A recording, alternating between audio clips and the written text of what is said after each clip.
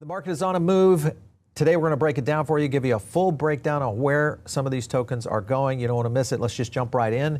I want to thank our sponsor, and that is Uphold. If you guys are not getting in on this deal over on Uphold, I want you to go over there right now. Click the link down below. You'll get the card with the most XRP rewards available, up to 6%, just by getting this card. And there's two levels of cards that have different quality levels in terms of performance. The key, though, is it's giving you percentages back on every expenditure you're putting on the card. Check it out. Use our link down below. No credit checks required. It's a debit card. You can, of course, get up to 10% back with a direct deposit. Many of you I know are already doing that. So use that as a catalyst to go ahead and ramp up into the card itself and start earning even more. This is going to be available anywhere Visa is done. Listen, we're going to get into the altcoins. We're going to talk about, is this a recovery that is on the move right now as Bitcoin hits 90K here on the day before Thanksgiving? Thank God. Paul Sampson is joining us. How are you, Paul? I'm doing well, Paul. Pleasure to be back. Yeah.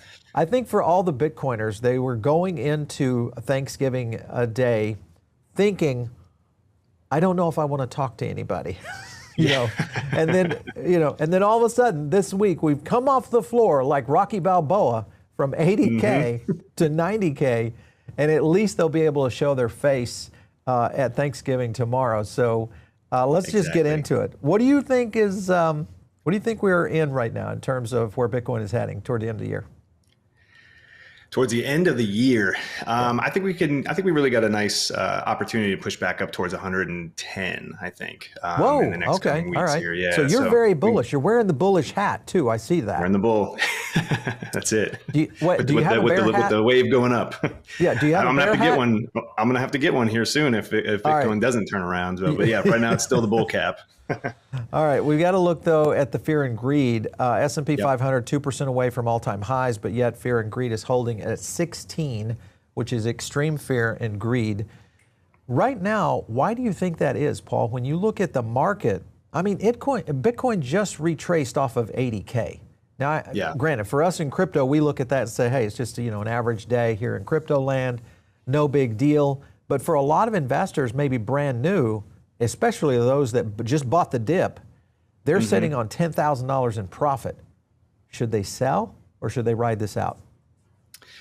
So we get to jump over to the charts here. And I think that the simple answer for why everybody's in extreme fear, and that even goes into the stock market as well. The stock market's actually in like the most fear that any of us have ever seen as far as if you're going off of the metric, right? And they're at all-time highs just about again. Yep. But I think it's because of the 4-year cycle, right? I think that everybody thinks that the high at 126 is in. It was right on time. There was a guy on Reddit calling it was going to be to that exact day, all these things. And we've seen nothing but a pretty big decline at this point. Looking at it now, it's a pretty clear downtrend, and we're going to have to recover some ground before you can really get bullish again. But yeah, for the time being, I think that, like you just said, anybody that bought the dip here, we covered actually on the last time I was on that 82,500, how important that level was going to be. We came right into it, held it so far, a nice bounce off. You see, I have this $91,000. I just made a video today on why I had this as our turkey target.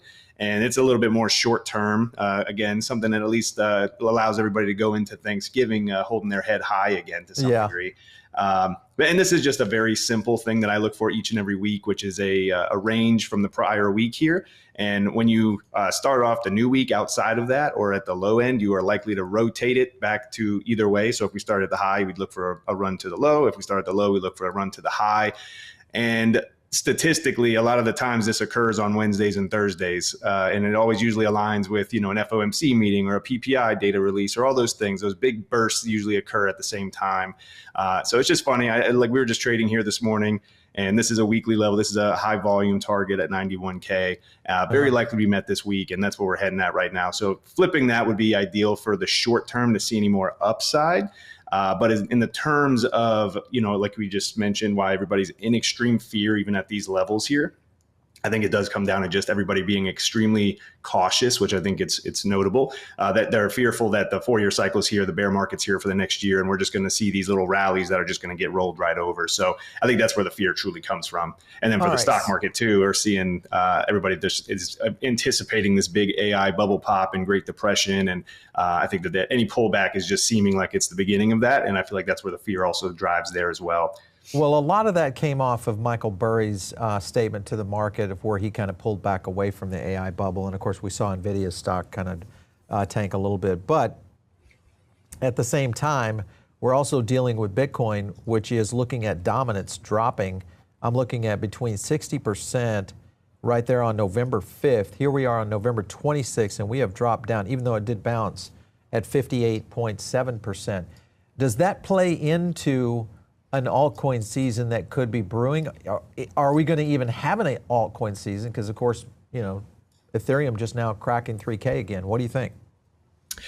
Yeah, so a little reminder for anybody, for me, I actually note that, or I guess note, a big theory of mine is that 2026 is actually going to be a sizable year here for pretty much everything, going off of the higher time frame, 20-year cycles in the housing market, that I think that crypto is actually putting in the first 20-year cycle here as we're finishing up here into the years of 2026 to 2029, really towards 2027. But anyways, to add on to that, yeah, I'm looking at Bitcoin here in a major multi-year. I'm on a daily time frame. Let's just even go to the weekly here.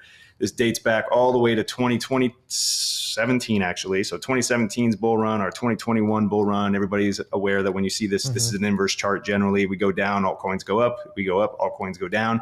And we've come back into this sizable range region with a back test of the high, which is exactly what you want to see, and opposite of what we just looked at on that shorter time frame range. I pointed out with Bitcoin why it's heading higher right now, and dominance is getting the opposite of that. We come back into this region, we've back tested the high. You're looking for a move back to the lower ends here, back to these higher or these recent highs back here, which is a local gold. I say local, this is huge time frame, but a gold pocket retracement like in the 50% region. It's also the midpoint of this region as well, very likely that we come down to. And then we have the highest volume level, which is where this is not really price action, but the asset is going to seek out more than likely while we're in this range, the highest volume level, which is all the way back down at 41. So for the longest time here, I've been noting that we were looking for this move down. This is, again, weekly time frame. Don't expect it overnight. This is something that over the course of 2026, I envision this to come down.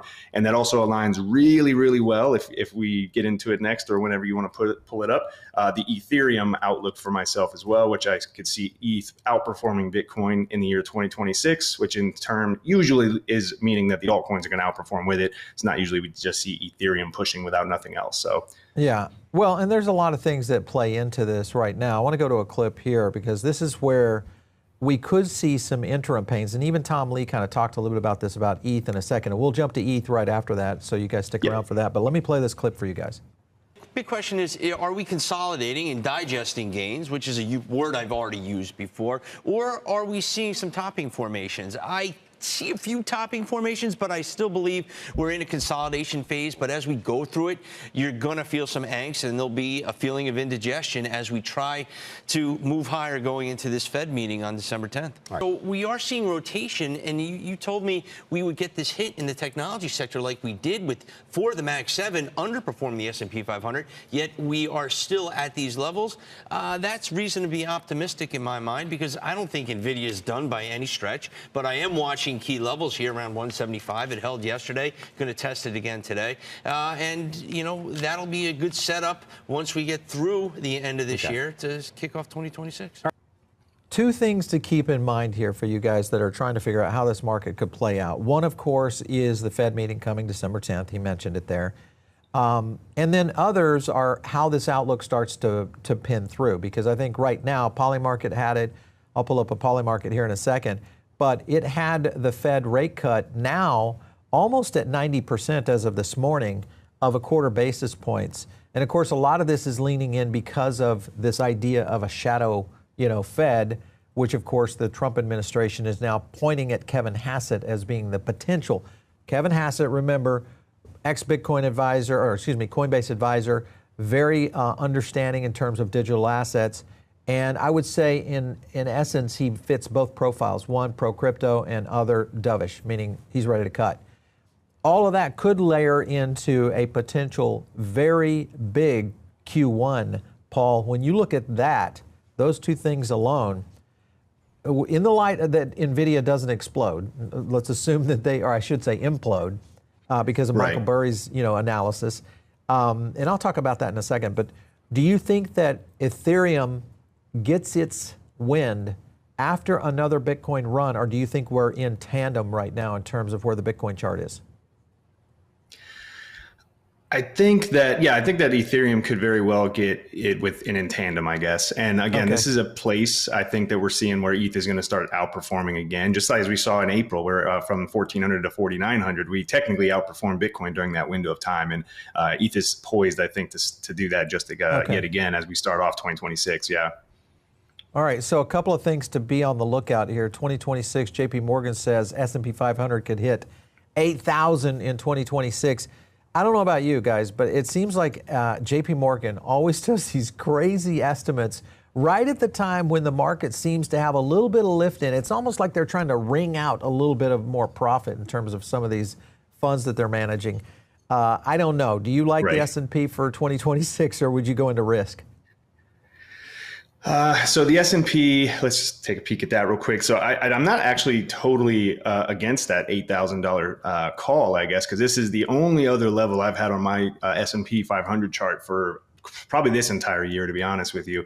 And we had the pullback in April. So far, it's obviously just been a huge just up move only with no sizable corrections. And that's why you see I have these two just simple Fibonacci pullbacks here, which the main one for me is if we were to come down lower when we were coming down earlier this month, even if we came back to like 6,100, this would have been a very technical, very shallow retracement, and you'd still back test previous highs, all that good stuff. But anyways, we're back near the highs yet again. And to me, when I'm looking at the markets, basing it once more off of that 20-year housing market, economic business cycle outlook, I vision, I can see here that we could have a very big 2026, right? Yet again, everybody's really expecting a big rollover in the Great Depression and all that to occur since we've been, in 2020, basically. And I think this last leg here could very well be here. And looking at this, though, in the sense of percentage gain, you're talking 10, 12, 15, I guess we're 8,000 would put it almost a 20% move. And if you have size in the market, of course, that's incredible. And so, I mean, would I jump into this at the highs, expecting $8,000? Once again, just like you said, where we get these extreme or the next big levels only once we're there. It's a little risky, I think, to come into that. I'd probably look for other opportunities here. But if you're already in S&P from lower, then I'd say that this is, there's two times when you're trying to analyze things. It's to the person that's looking for a fresh buy or the person that's already been invested. And today is probably if I'm invested, I'm looking higher. If I'm looking for a fresh opportunity, it's not today. Well, and there's two things, because I think everybody's trying to figure out, well, if this does play out to what you're talking about, Paul, with Data Dash, is this goes into Q1 possibly as a rip into what could be a very accelerated Fed rate cut. Because come May, it's very possible we could see a full point getting cut off of the Fed rate. If that occurs, that would be a massive stimulus into the market going into spring. That, of course, starts to move things around. So timing might be, to your point, right in line with where you could see some pullbacks in the S&P. The other thing with NVIDIA, when you look at how Burry was addressing this, it really just boiled down to the depreciation schedule that NVIDIA was planning on these chips, mainly saying, hey, we're going to push this depreciation out like 5 to 7 years instead of a chip being at its life cycle at like 2 to 3 years. And that was what was padding the books or cooking the books. I disagree with that in the sense that I think when you look at the scale and growth of what NVIDIA is dealing with, the way they build against this is just to grow past it, and then they would cover any of those losses and depreciation. So if you played counter of Burry, then NVIDIA could still see some up here, to your point, maybe into an 8,000, 7,500. That is going to blast the risk markets upward, I think, in terms of Bitcoin, especially ETH. What would be your target price for ETH right now if you were looking into the Q1 range? So for Q1 for ETHs,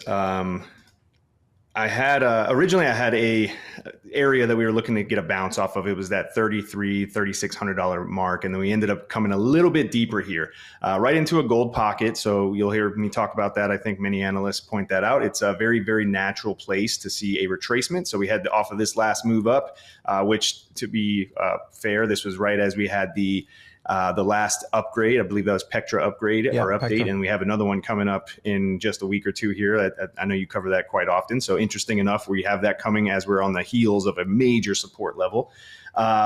But we've come into this big area. For me, I actually acquired more Ethereum here. I'm a huge Ethereum bull, huge Ethereum. Like that's my largest bag personally. So just so that's that's out there. But yeah, really enjoyed seeing this pullback here and the bounce off it so far. Locally, we had a little weekly target, just similar to the turkey target on Bitcoin. But without that, I'm really looking to see ETH reclaim this yearly open for this year. It's not only just because of that. It's you can also see how just really in demand that support was until we flipped it. So flipping that would be really crucial here. And then honestly, Paul, I think that Q1 still has enough legs to get us back to all-time highs into the $5,000 range on Ethereum. And if I can pull up, again, just my larger outlook is actually that we see a really sizable move in Ethereum through the year. And that is all predicated off of, again, this larger ETH versus BTC setup, which is a huge 6-year bullish reversal that completed in April of this year. Usually takes about 1.5 to 3 years to hit the major target from there. This is where we got the huge burst from 1,400 up to 4,900, a 250% move on ETH when Bitcoin, I think, only rallied like 80 to 100, still amazing, but we outperformed. A little cool off right here, and the remaining target zone, which is up in this region, comes in with fib times aligning with it around the end of next year and into Q1 of 2027. So not that we have to wait that long to see anything big here, because again, if we're starting to crawl up into these regions, that puts ETH back at the all-time highs here, and then going into new, potentially new highs as we go into the remainder of next year. All right, so new highs the remainder of next year. To your point, Fusaka is happening next week, and this is going to accelerate a lot of different things. Of course, we saw the move with Pectra and where ETH came from at that time. You kind of hit it in the sense of ETH really starting to grow and outperform Bitcoin. So definitely something to keep an eye on, guys. One thing to just remember, though, just as a warning, is that Lee is now saying, and he has softened his position. He's still looking at a 7K instead of a 10 to 12. But he's also talking about a potential of coming back down to 2,500 before a rebalance. Do you think we hit a 2,500 before end of year? It's tough on. I mean, we're so close to there. I know it's $500 away now, but when we came down just recently to 26, 2,500 does have a very, very high volume level sitting there for this year. Yeah. So I wouldn't count it out by any means. And if I was looking at those DCA zones, it would definitely be in the $2,500, $2,600 level if we push back to it. So I wouldn't totally count that out in a shorter term, just pull back again. But yeah. All right, let's jump over to Solana for a second. The ETF streak is on the move right now. They've got 0 outflows since launch. That's kind of cool when you look at some of the other narratives that are placing in the market, including the push of all of the XRP ETFs, which have been busting through. BSOL, of course, with Bitwise did very well. We are seeing Solana on the move here. Question mark is, how does Solana perform in the chart in comparison to Ethereum? What is your position? Yeah, so let's see here.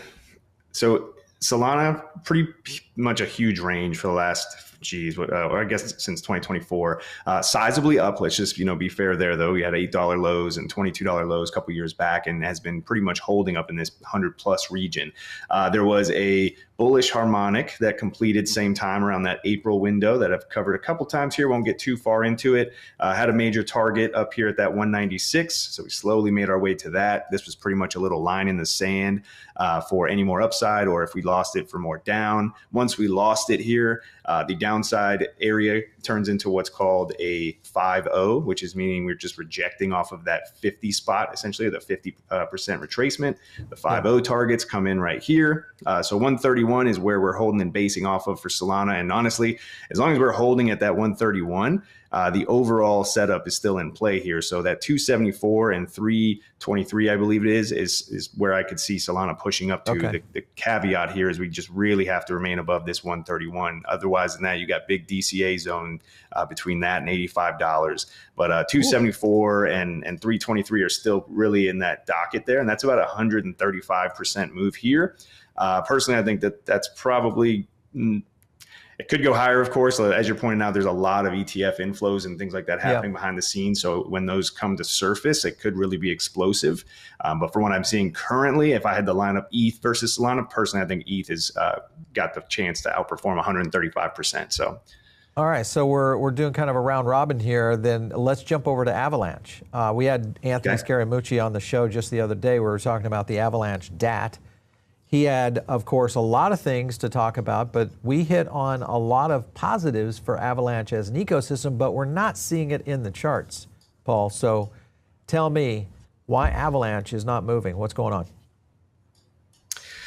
Yeah, we just similar to many of the coins out there, and even some as you just pointed out, right? You pointed out XRP, I believe, has extreme moves behind the scenes as far as ETFs goes, but the price action hasn't really caught up to that yet. Solana the same way right now.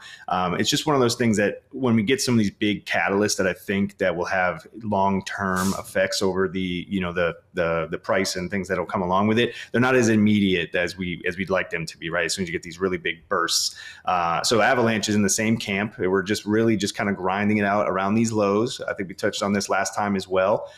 For me, I'd really love to see Avalanche get back above pretty much where we're trading at right now. Let's just call it $15. This is where we've had our 6-month lows coming in here. Yeah. So to start closing above, especially if we were to close this year, which now we have just a couple more weeks here, that would look pretty good here as far as a little sign of strength there. We've also got 2024's low to be aware of, just $2 above that.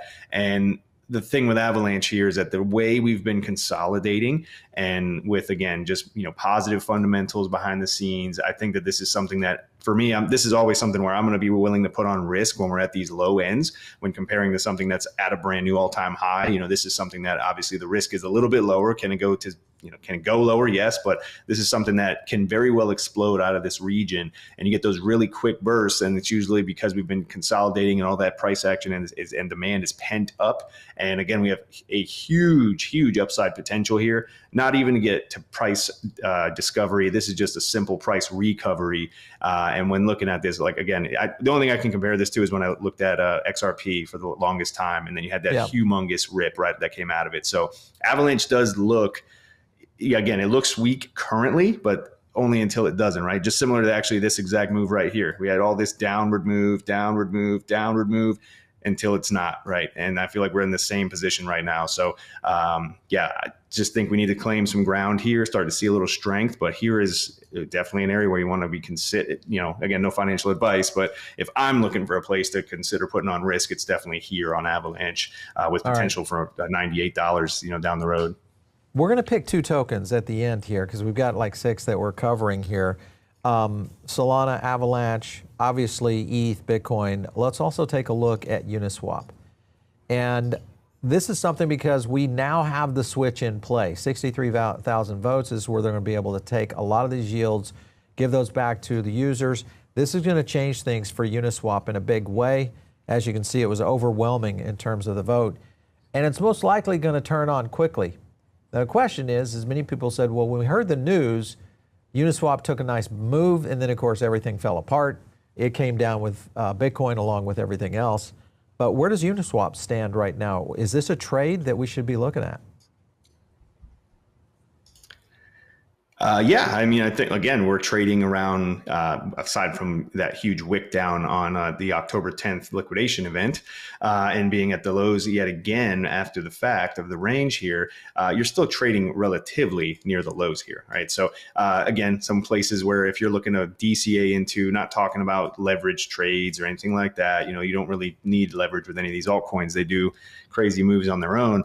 But we're sitting around the point of control. Again, this is the most traded area of the region I'm looking at here. So this is definitely where the most hands are trading place here as far as buys and sells go.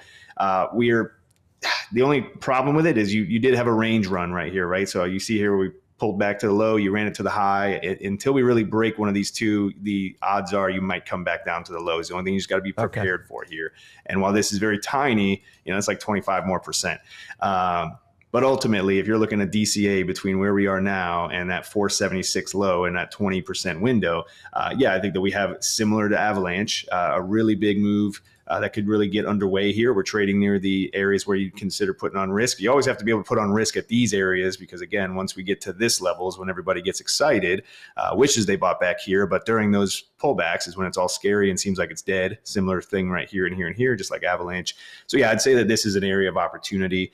Same thing goes here. Big areas above us back at like $22 to $25 and potentially up to 30. So now just, again, we're talking percentage gains here, potentially a 300% move, 380% move, assuming that the next year we get that dominance pullback. I'm going to jump in on that one. I'm not. Yeah. Okay, that's a little aggressive, I think. Listen, I love Uniswap. There's nothing wrong with it, but that's a major alternate universe you're talking about there, Paul. Let me ask you this: is if you were to invest between Avalanche and Uniswap, if I was choosing between those two, which one would you go with right now? I would choose Avalanche. Okay, AVAX. All right, so we got AVAX and ETH. Now we're going to pick one more. This time we're going to jump over to SWI. All right. Here's Adenia. He's talking about some things that this is back in May, guys. He was kind of hinting at, what he's hinting at, is that maybe we might get a Pokemon involvement in the SWI network. However, nothing has resolved from this. And now he says, just here the other day, it's going well. I don't know what to make of that yet, but when you look at the chart on SWI, it's definitely not going well. So where are we on SWI as a possibility? So the one thing I don't love about SWI in the listings today that we just went over is that I think that and the problem is like if this has this type of potential, maybe everything does. But this level down here that I have marked, this 83 cents, this is a extremely high volume level that is also paired up with high time frame averages, and they all come in at the exact same cent, right? And it's about 50% away from where we are now. We've slowly kind of made our way down to this region. And if I look at this in just a simple, what's known as an ABC correction, where you start right here, you get your A to this point, you push up to make a lower high, and then you get that last, so that you got A, B, and then you got the last one is C. Could it be already completed? Sure. Usually we have to take out the low here. But if we're looking at this in a very specific manner, usually it's this type of move is exactly the same projected off of this level here. And the way we could do that is take a trend-based fib extension and map that off, go from the high to the low and drag that up to the high right there. And that 100% equivalent comes in right at that level as well, right? Or just a little bit below it here. And so just technically speaking, I think that SUI has potential to come down a little bit lower. It is already extremely low off of the high. The only thing to note there, right? We're down 70%. So if somebody's looking for that opportunity where you don't want to get overly greedy waiting for lower, if just in case we do start to take off here, I'd say that the takeoff level really begins if we claim 170. But I'd say this it's a really big gap, but you could really just consider scaling in around these regions if you want to catch that next leg up. But just the only thing about these all that one just really sticks out at me that we still might see a little pullback. You get those random news and tweets that they got hacked or something that usually can cause it. Yeah, that's exactly. A big pullback. Yeah, that's a big pullback. All right, so we've kind of picked Ethereum as one of the alphas over here when it goes head to head with Solana. But what about Avalanche versus SWI? Because I'm trying to help the audience. Avalanche. Yep. Okay. All right. Avalanche. Yeah. So all right. So there you go, guys. I mean, we've got some potential picks here for the end of the year that could move on you. Whether you're a little bit more risky, you want to look at something like an AVAX, or maybe you're a little more tolerant, you want to go in the direction of Ethereum. Again, not financial advice, but hopefully this gives you some good analysis on what to look for in some of these tokens. And the key here, like Paul has kind of been alluding to, is there are some trading zones that are starting to occur on a handful of these tokens. Now, do we get a retracement? Sure, it could be another fake pump. Right now, what are we at? We just crossed 90K on Bitcoin. So we're on the move right now, a little bit of a market pump. Whether or not we can hold this through Thanksgiving will be the question. I want you guys to do one thing. I want you to jump over to Paul's channel right there, Data Dash, and make sure and subscribe. Let him know we sent you, and give him a nice turkey. A nice turkey for Thanksgiving, and that is moving along here. One last thing for you, Paul. When you look at December 10th, because I don't know if I got your prediction on this. December 10th, Fed rate cut. Are you in the quarter basis point camp right now? Yeah, I think at least a quarter. Okay. And is that the day that Ethereum gets the upgrade to? Just now that I'm thinking out loud, the Fusaka, is it on the 10th? I think it is. Next week right? is Fusaka. Next week with Ethereum. So that's going to, it may not be immediate if we start to see some movement on ETH. So it could happen timing wise, could literally be in line with what the Fed rate cut is happening on the 10th. Right. So think about that. We are, what is that, 14 days away right now of a Fed rate cut potentially. That plays into January. Many people pushing for 50, even though the quarter is kind of the number. But the question is, could we get a surprise rate cut? Because remember, that was a big reversal coming off of what we were on a no change. All of a sudden, we're now above 80% as of this morning over on Polymarket on that quarter basis points. Anyway, you guys know what to do. Like and subscribe. Paul, thanks for coming in on the show. We appreciate it. Always a pleasure, Paul. You bet. All right, you guys, if you are not in the Bear Market Edge, that's our free group. All you have to do is click the link down below. You can join, and we send out free research, insights, as additional research that we do here on the show, along with my own personal email that goes out to you guys. It tells me where I'm going in the markets. That's the way to get involved. Of course, follow me out there on X, @Paul Barron. We'll catch you next time right here on The Paul Barron Show.